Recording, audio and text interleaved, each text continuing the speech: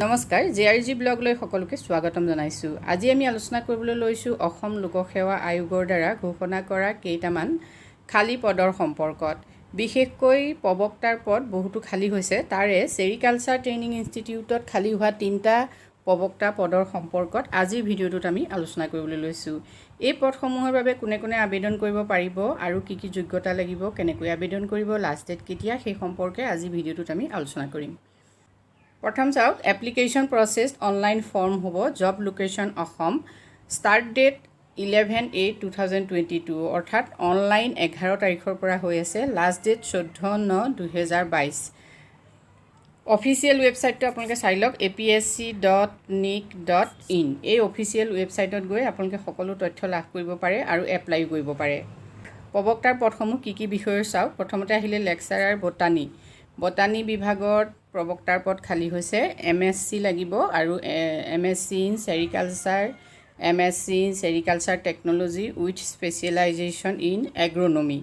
Lecturer জুলজিৰ বাবে হ'ল MSc in zoology or MSc in sericulture or MSc in sericulture technology with specialisation in entomology. Next আহিলে lecturer কেমেষ্ট্ৰিৰ বাবে MSc in chemistry or MSc in sericulture with specialisation in biochemistry or MSc in sericulture technology with specialisation in silk chemistry.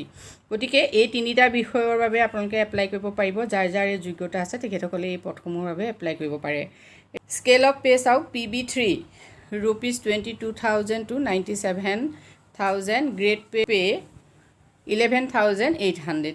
Age চাওক, the candidate should not be less than 21 years of age and not more than 30 years of age on 1/1/2022.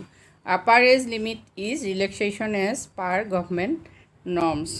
Application fees to আপোনালোকে চাওক, general EWSৰ বাবে 285.40 rupees, SC ST OBC MOBC বাবে 185.40 rupees। Next আহিলে BPLৰ বাবে 35.40, PWBDৰ বাবে 35.40। Application without the prescribed fees would not be considered and summarily rejected. সেই কথাটো আপোনালোকে মন কৰিব। যদি এপ্লিকেশ্যনৰ লগত ফিজ নাথাকে তেতিয়াহ'লে আপোনালোকৰ এপ্লিকেশ্যন ৰিজেক্ট কৰা হ'ব। How to apply for sericulture training institute vacancy. কেনেকৈ এপ্লাই কৰিব? Interested and eligible candidates may apply online for this vacancy through online mode by visiting the official Assam public service commission recruitment portal.